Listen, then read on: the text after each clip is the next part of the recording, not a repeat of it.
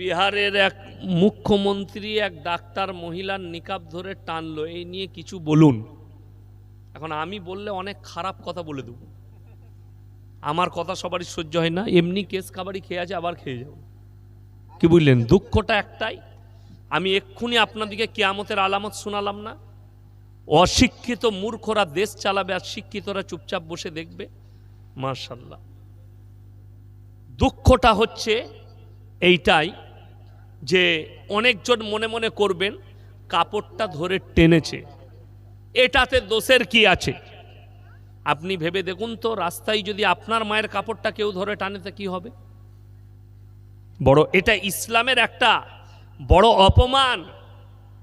ওই মুখ্যমন্ত্রীকে সঙ্গে সঙ্গে পদত্যাগ করা দরকার, অ্যারেস্ট করে জেলের কুঠরিতে ভরা দরকার।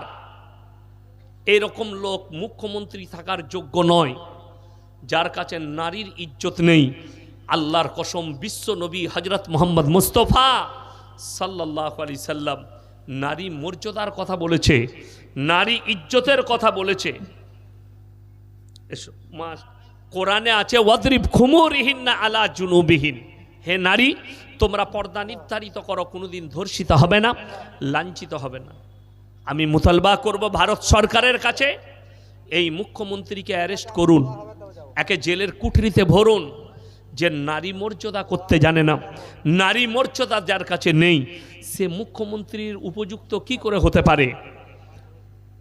এটা থেকে দুঃখ। এবং কি সেই মা, সেই ডাক্তার মা, তার বাড়ি কলকাতায়, তিনি বলেছেন আমি আর বিহারে চাকরি করব না।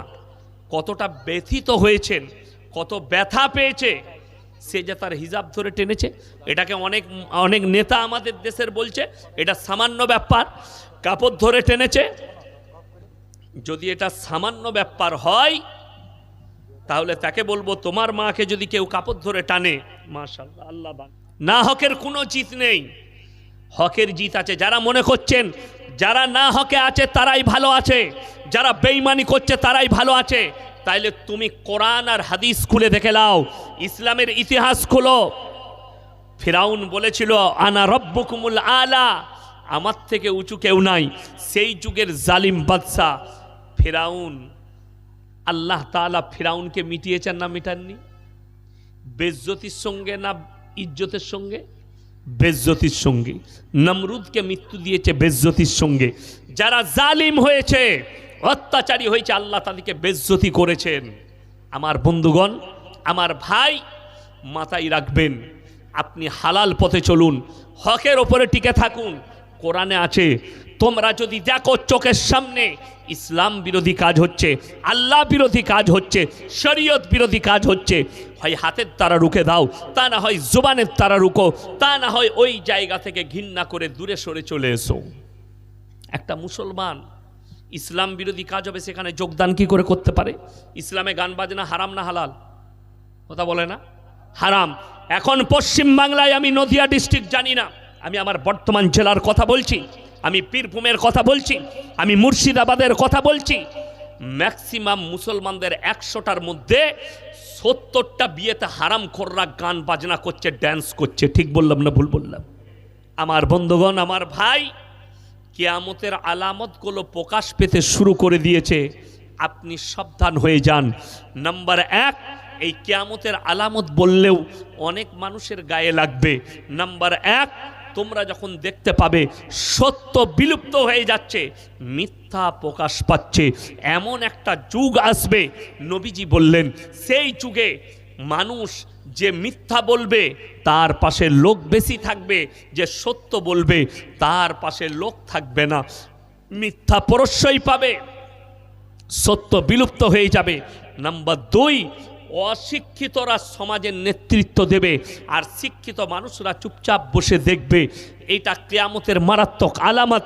নাম্বার 3, রাস্তাঘাটে গাধার মতো নারী পুরুষ জিনা করতে শুরু করবে। প্রকাশ পেয়ে গেছে, যতগুলো বলছে এগুলো সব প্রকাশ হয়েছে। নাম্বার 4, মসজিদ আল্লাহর ঘর, সেখানে দুনিয়াদারির কথা হতে শুরু হয়ে যাবে। যখন মসজিদের ভেতরে মানুষ দুনিয়াদারির কথা বলবে। নাম্বার 5, নারীরা পোশাক তো পরবে, তারপরও ন্যাংটো থাকবে, নারীর সংখ্যা বেড়ে যাবে। পুরুষের সংখ্যা কমে যাবে। আমার বন্ধুগণ, আমার ভাই, আল্লাহ নবী বললেন যে তোমরা বুঝতে পারবে দাজ্জাল আসার সময় হয়ে গেছে কখন? যখন দেখতে পাবে সমস্ত অবৈধ কাজগুলো মুসলমানের কাছে বৈধ হয়ে যাবে, তখন বুঝতে পারবে দাজ্জাল আসছে। কেমন? আজকে দেখুন, একটা মুসলমান সুদ ব্যবসা করছে, সুদ খাচ্ছে বৈধ মনে করে। একটা মুসলমান মদ পান করছে বৈধ মনে করে।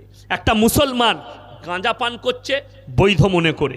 একটা মুসলমান আপনার জিনা করছে বৈধ মনে করে। একটা মুসলমান পরকিয়া করছে বৈধ মনে করে। অবাক হবেন, একজন আমার মোবাইলে ফটো সহ পাঠালো একজনের ছবি। কেন জানেন? বললে হুজুর এই যে ব্যক্তিটা, এটা আপনার খুব কাছের মানুষ, আর সত্যিকারই সে আমাদের কাছের। আমি বললাম কি ব্যাপার? বললে এই ব্যক্তিকে আপনি চিনেন? আমি বললাম খুব কাছ থেকে চিনি। তিনি তারপরে একটা নারীর ছবি পাঠালেন, মহিলার। বললে এই মহিলাটার একটা বাচ্চা আছে, স্বামী আছে। এই ব্যক্তি এবং যে ব্যক্তিটা ছবি পাঠিয়েছে, ব্যক্তিটা ছোটখাটো ব্যক্তি নয়, দামি ব্যক্তি, এবং আমি তাকে মুমিন ভাবতাম, ইমানদার ভাবতাম।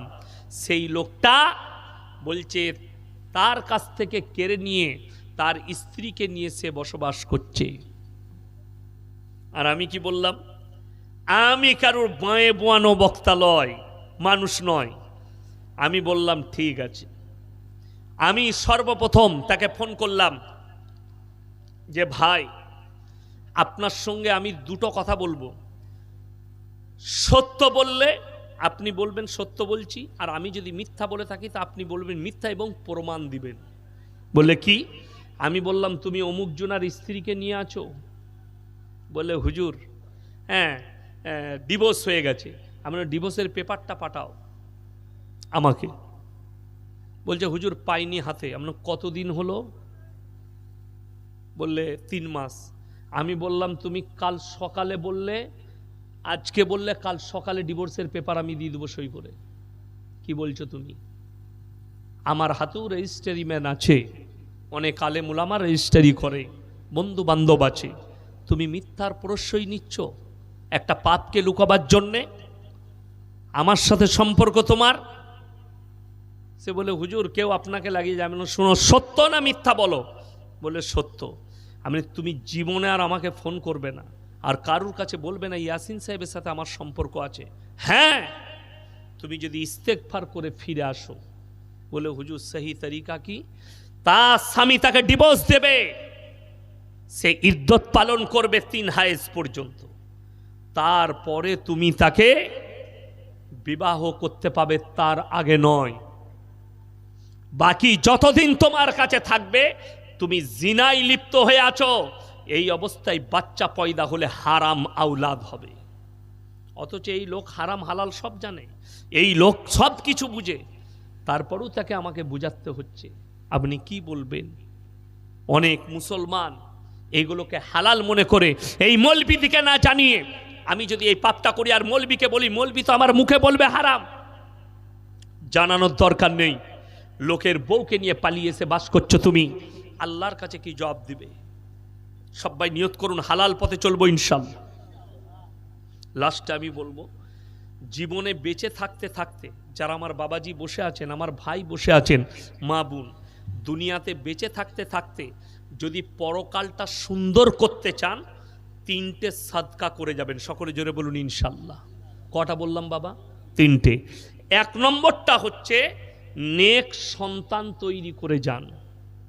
মরে যাওয়ার পরে যেন আপনার সন্তান আপনার জন্য দোয়া করে, আপনার জন্য সাদকা করে, আপনার জন্য দান খয়রাত করে, আপনার কবর জিয়ারত করে। নেক সন্তান রেখে যান। নাম্বার 2, আপনি দুনিয়া থেকে যাবার আগে নিজের নামে সাদকায়ে জারিয়া করে যান। অনেকজন আশা করে আছে আমি বেটা দিকে দিয়েছি, আমার বেটারা আমি মরে যাওয়ার পরে দান করবে। আরে তোমার জানা নেই, আমার বর্ধমান জেলার খবর, বাপ মারা গেছে, বাপ মরে যাওয়ার দিনে বিরিয়ানি করেছিল সব মেহমানদিকে খাওয়াবার জন্যে। 3 বোতল গোলাপ পানি বেড়ে গেছে। ক বোতল বললাম? 3 বোতল। ভাই হচ্ছে 4টা। ভাই কটা? 4টা। বললে গোলাপ পানিগুলো বাটি করে ঢেলে ভাগ কর। বাপের কবরে এখনো হিসেব চলছে। ঘুরে এসি বলছে বোতলগুলো ঘুরে লয়, 3টে বোতল আছে 4 ভাই, বাটি করে একটা কটোরা করে ভাগ কর।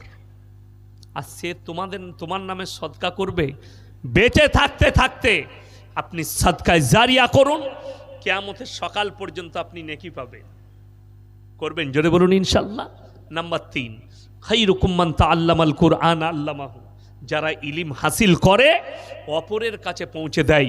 এই মাদ্রাসার সেক্রেটারি, কেসিআর, প্রেসিডেন্ট, যত জিম্মেদার আছেন, এই মাদ্রাসার যত শিক্ষক আছে, এরা শুধু নেকি পাবে না, এদের মাধ্যম দিয়ে যত হাফেজ, যত আলেম তৈরি হবে, তারা যখন দুনিয়াতে দিন প্রচার করবে, সেই সমস্ত নেকিগুলো সেক্রেটারি পাবে, কেসিআর পাবে, প্রেসিডেন্ট পাবে, হেডমোল্লা পাবে, শিক্ষক পাবে, পেতেই থাকবে।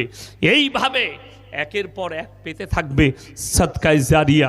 আমার বন্ধুগণ, 3টে ব্যক্তির দোয়াকে আল্লাহ ফেরোই না, কবুল করে নেয় সঙ্গে সঙ্গে। কটা বললাম? 3টে। নাম্বার 1, ওয়া আতিদাল কুরবা। কাছের গরিব যদি হাত পাতে, আল্লাহ তার হাতকে ফিরাই না। ওয়াল ইয়াতামা ওয়াল মাসাকিন। এতিম আর মিসকিন যদি তোমাদের কাছে হাত পাতে, তাদের হাতকে ফিরিও না। আল্লাহ এদের দোয়াকে সঙ্গে সঙ্গে কবুল করেন। ওয়াবনাস সাবিল ওয়ালা তুবাদ্দির তাবদীরা। আর মুসাফির যদি দোয়া করে, আল্লাহ মুসাফিরের দোয়াকেও সঙ্গে সঙ্গে কবুল করে নেয়। আজকের মজমায় সব থেকে বড় মুসাফির আমি ইয়াসিন। সবাই কোরআনের সাথে মহব্বত করবো, জোরে বলুন ইনশাল্লাহ।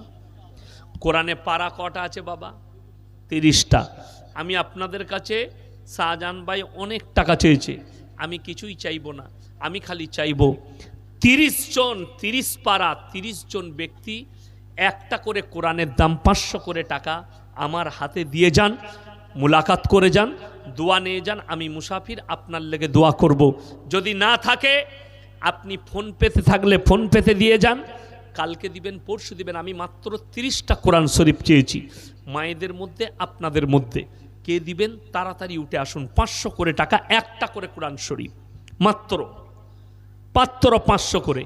নবীজি বলেছেন জাকিরা, গচ্ছিত সম্পদ। কিয়ামতের দিনে মানুষ তো কানতে লাগবে। আমি যদি আরও কিছু বেশি দান করতাম, আমার জন্য মঙ্গল হতো।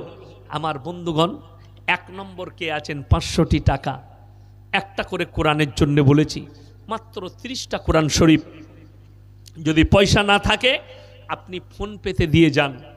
মাশাল্লাহ, আসুন আসুন ভাই, আপনাদের ফোন পে স্ক্যানার কই? স্ক্যানার দেন।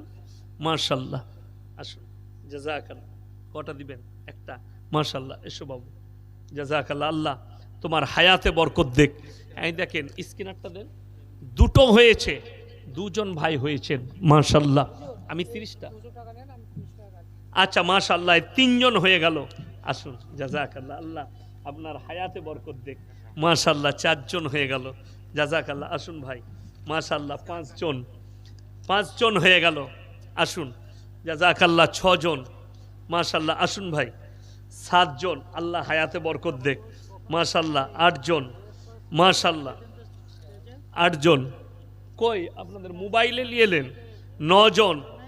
মাশাল্লাহ, আসুন ভাই তাড়াতাড়ি। জাযাকাল্লাহ, 10 জন। আল্লাহ দানকে কবুল করুক। 11, 12, 13। মাশাল্লাহ, আল্লাহ দানকে কবুল করুক। মাশাল্লাহ, ফোনপে নম্বর লাগবে? 14টা। আরে তাড়াতাড়ি নিয়ে আসুন স্ক্যানার। মাশাল্লাহ, 15। আরে স্ক্যানারটা নিয়ে আসুন তো এখানে। মাশাল্লাহ, 16। হ্যাঁ, আপনারটাই দেন, দেন এখানে দেন। ওই দিকে যান তো, ওই দিকে গিয়ে দিয়ে দেন তো। মাশাল্লাহ, 16টা। জাযাকাল্লাহ, মাশাল্লাহ, 16, 17টা। কি নাম বাবু? আতিকুল ভাই 17 নম্বরটা দিয়েছে। আল্লাহ দানকে কবুল করুক। 18টা। মাশাল্লাহ, স্ক্যানারে দিবেন, ওই দিকে দেন। মাশাল্লাহ, 18টা। 19টা হয়েছে। জাযাকাল্লাহ। আচ্ছা, 2টো দিয়েছেন। 20, 21টা। আপনার একটা 22টা, তোমার বাবু একটা 23টা, এই একটা চলে এসছে 24টা। একটা 25টা, মাশাআল্লাহ, আল্লাহ হায়াতে বরকত দেখ। আমার ভাই আর মাত্র 5টা লাগবে ইনশাআল্লাহ। আর 5 জন ভাই কে কে আছেন? আর 5টা দিলেই হয়ে যাবে মাশাআল্লাহ। আর 5টা স্ক্যানারে মাশাআল্লাহ, এই দেখেন 26টা হয়ে গেল। আর কোন আল্লাহর মাশাআল্লাহ স্ক্রিনে দিচ্ছেন মাশাআল্লাহ 27টা, জাযাকাল্লাহ। এই দেখেন 28টা, সব স্ক্রিনারে 28টা হয়ে গেল। আর মাত্র 2 জন আল্লাহর বান্দা কে আছেন? এসো বাবু মাশাআল্লাহ। এই দেখেন 29টা হয়ে গেল। 30 নম্বরটা কে আছেন? কোন আল্লাহর বান্দা আছেন 30 নম্বরটা? ইনশাআল্লাহ দেখি 30 নম্বর আল্লাহর বান্দাটা কে আছেন? মাশাআল্লাহ, আসুন, জাযাকাল্লাহ। এই দেখেন 30 নম্বর চলে এসছে। মাশাআল্লাহ, ভালো আছি আলহামদুলিল্লাহ। এই দেখেন আরো একটা হয়ে গেল, 30 নম্বর হয়ে গেল, মাশাআল্লাহ, জাযাকাল্লাহ। আমি অন্যান্য জেলায় বলি যে মুর্শিদাবাদ নদিয়ার মাটি হচ্ছে দানের মাটি, দানের হাত অনেক লম্বা। আল্লাহ আপনাদের হায়াতে বরকত দেখ, মাশাআল্লাহ, আল্লাহ আপনার হায়াতে বরকত দেখ।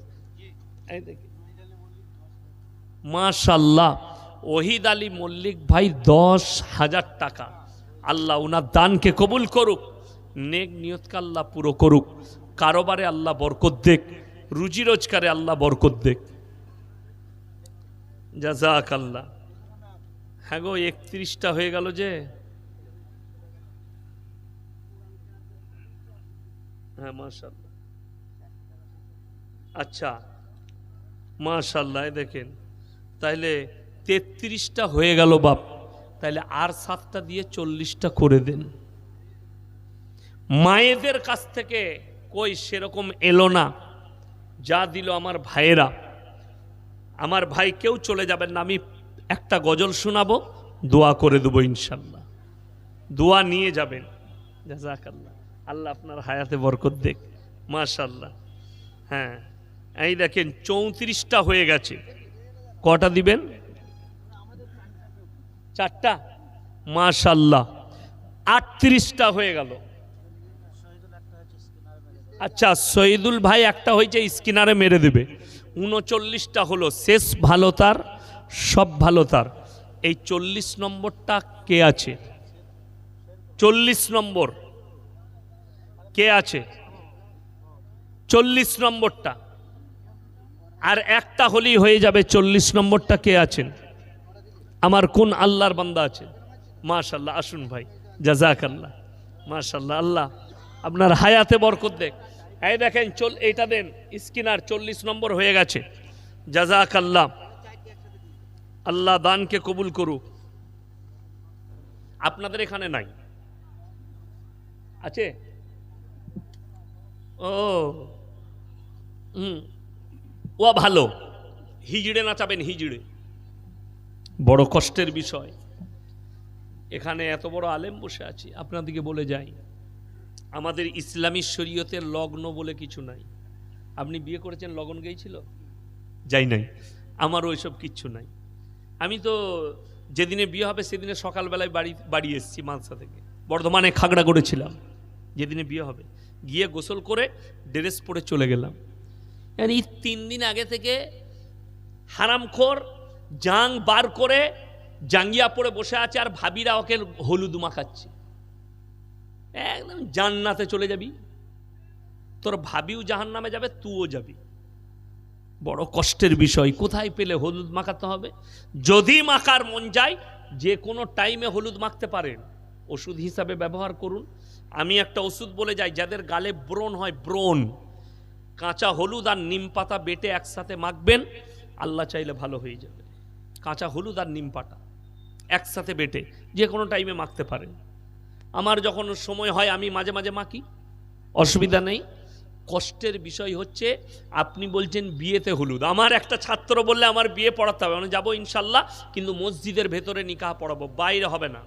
বলে ঠিক আছে, শর্ত মেনেছে। শ্বশুর ঘরে লোক, চলো। রাস্তায় যাচ্ছি, গাড়িটা একটা বাজারে দাঁড়ালো, দেখছি 2টো ডাব কিনছে, মুখগুলো কাটা। মানে ডাবগুলো কি করবি? ওই যে আমার শ্বশুর আর শাশুড়ি সকাল থেকে কিছু খাইনি, বিয়ে পড়ানো হবে, তারপরে খেতে পাবে। আমি বললাম এটা হাদিসটা কার? না আমার দাদি। কোরআন হাদিস লয়, দাদির হাদিস। আমি বললাম ঠিক আছে। ও বলছে হুজুর আপনার গাড়িতে দিয়ে, আমার গাড়িতে জায়গা নাই, মালপত্র আছে। মানে দে আমার গাড়িতে, সামনে দিয়েছে। আমি আমার গাড়ির দামি গাড়ি, আমি ড্রাইভারকে বললাম টেনে চল, ওরা যেন আমার ব্যাগ লাইন না খুঁজে পাই। অনেকটা এগিয়ে গেলাম, গিয়ে গাড়িটা দাঁড় করালাম। ওকে বললাম স্কুল ড্রাইভারটা বার কর, ফুটো কর, তুই একটা চালা আমি একটা চালাই, খেয়ে নিলাম দুজনে মিলে। খালি মাল রইল। বিয়ে পড়ানোর পরে সে গাড়িতে এসে আমার ড্রাইভার বলছে কই ডাবগুলো দেন তো। বলে লি যা। বলে ফুটো গেলে? বলে হুজুর খেয়ে লিয়েছে তো। আমি বললাম ওদিকে ইঁদুর মারা বিষ খাওয়া, কোন হাদিসে পেলি যে এই ডাবের পানি খেতে হবে?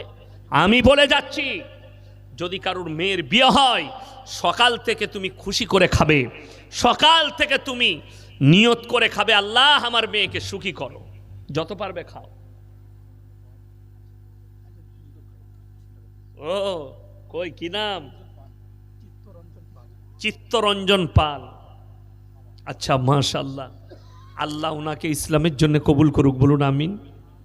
দেখুন দিয়েছে মহব্বত করে। দেখুন আমি আগেই বললাম যে ইসলাম এত সুন্দর। তুমি দেখো না তোমার বাড়ির পাশে কে বসবাস করছে, সে দলিত হোক, দাস হোক, মুচি হোক, বাগদি হোক, হিন্দু হোক, ব্রাহ্মণ হোক, খ্রিস্টান হোক, ক্ষুধার্ত হলি খাবার দাও, বস্ত্রহীন হলি বস্ত্র দাও, বিপদে পড়লে পাশে দাঁড়াও। আমি গুজরাটে প্রোগ্রাম করে আসছিলাম শতাব্দী এক্সপ্রেসে, তো নওসারি বলে একটা স্টেশন পড়ে, আমি মুম্বাই আসবো, মুম্বাই থেকে আমার ফ্লাইট ছিল।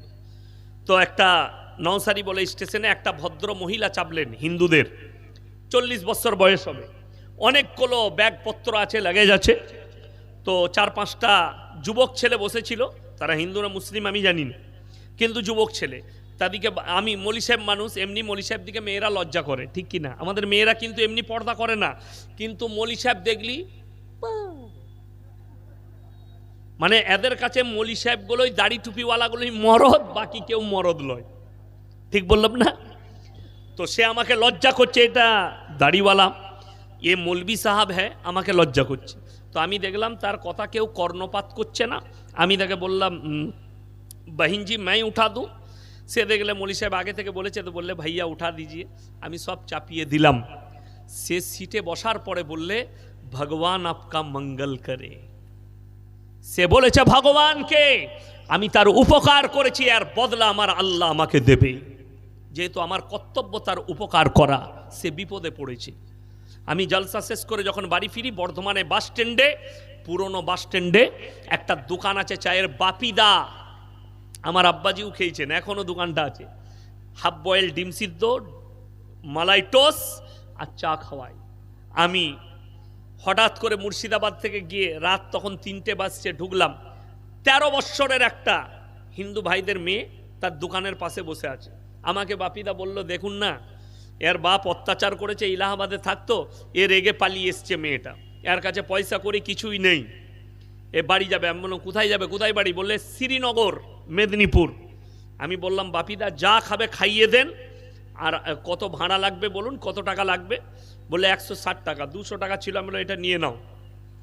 মাথায় হাত বুলালাম, কিচ্ছু হবে না, তুমি চলে যাও। বাপিদাকে বললাম খালাসি আসছে মেদিনীপুরে, আমাকে চিনে, তাকে বলে দিবে, একে নিয়ে গিয়ে ভালো জায়গায় নামিয়ে দিবে, শ্রীনগরে যেখানে বলছে।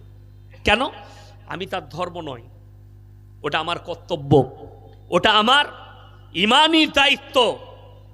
একটা হাদিস শুনেলেন, নবীজি সাল্লাল্লাহু আলাইহি সাল্লাম রাস্তা দিয়ে পেরিয়ে যাচ্ছেন, একজন বেঈমান কাফেরের মেয়ে, মাথায় কাপড় নেই, বেপরদায় যাচ্ছেন, নবীজি মাথার পাগড়িটা খুলে তার উপরে চাপিয়ে দিলেন। সাহাবীরা বলেন ইয়া রাসূলুল্লাহ, এটা তো মুশরিক কাফেরের মেয়ে। নবীজি বললেন শোনো, আমি মেয়েদের মাথা ঢাকতে এসেছি, খুলতে আসিনি। জোরে বলুন সুবহানাল্লাহ। আমার বন্ধুগণ, আমি যেটা বলছিলাম, সবাই রুজির মালিক সকলে বলুন কে? আল্লাহ। তাহলে আপনি আল্লাহর উপরে ভরসা রাখুন। আপনার কাছে টাকা থাকলেও আপনি খেতে, কথা বলুন, খেতে পাবেন না। যদি এটা বিশ্বাস না হয়, সকালবেলায় উঠে ধুবুলিয়া বাজারে চলে যান, বেথুয়া বাজারে যান, 100টা বড় লোক আন্ডার প্যান্ট পরে ছুটছে। কি পরে বললাম? আন্ডার প্যান্ট পরে ছুটছে। 100টা বড় লোক দেখতে পাবে।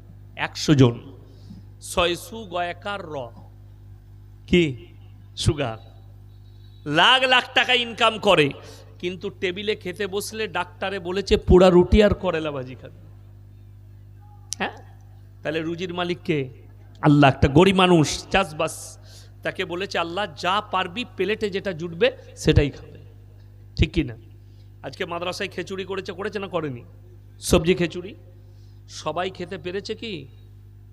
যাদের সুগার আছে, যারা গ্যাস্ট্রোলজি মানে খেলেই গ্যাস, তারা ছুবে না, ঠিক কি না?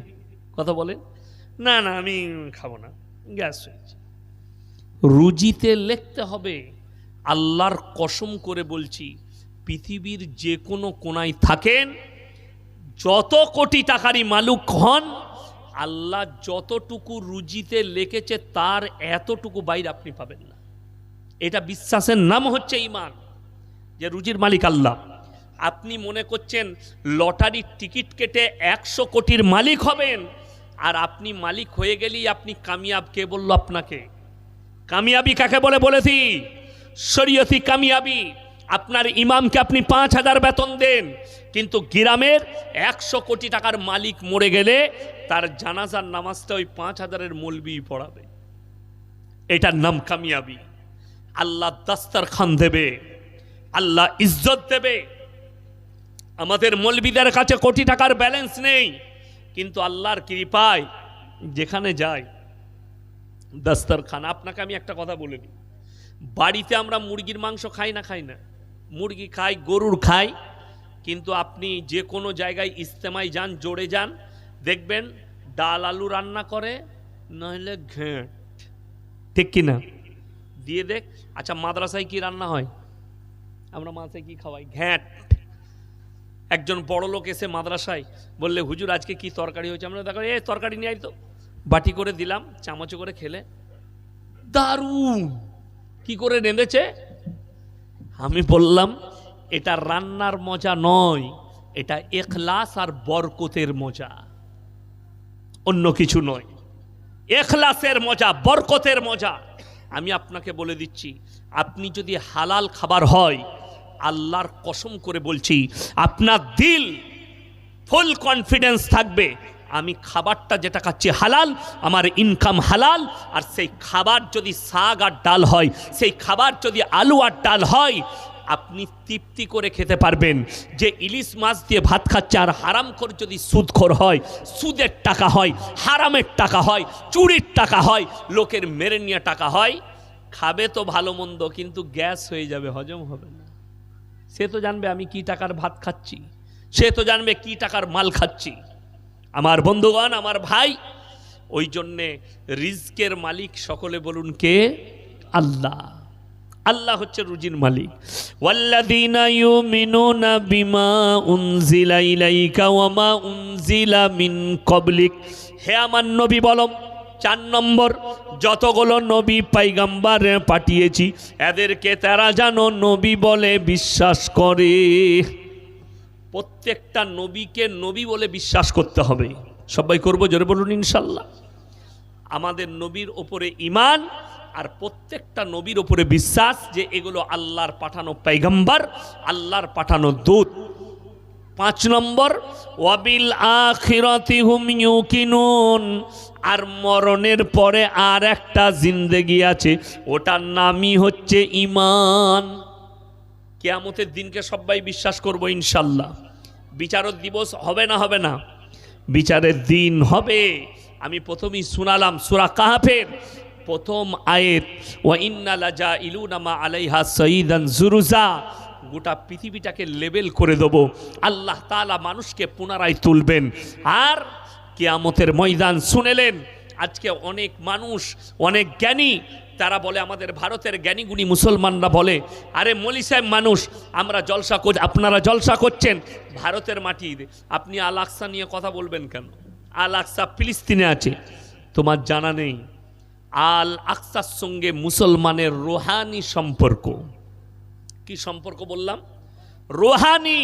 কি সম্পর্ক? শুনেলেন, আপনি মারা গেছেন এই নদিয়ার মাটিতে, কিন্তু কিয়ামতের ময়দান হবে, আল আকসার ময়দানটাই হবে কিয়ামতের ময়দান। প্লিজ চলে এলেন, পেছনে লোকটা বলবে এটা ধার্মিক লোক, অনেক ভদ্র, এ ধর্ম মানে, এ নিজের ধর্ম থেকে সরেনি। আর ওই লোকটাকে পেছন থেকে গাল দিবে ওই হিন্দু ভাই, এটা আমি চ্যালেঞ্জ ছুড়ে বললাম, আমার সামনে ঘটনা ঘটেছে। আমার বন্ধুগণ, ওই জন্যে যেখানে খাবেন হকের ওপরে টিকে থাকলে আল্লাহর কসম হকের জিত আছে না নেই?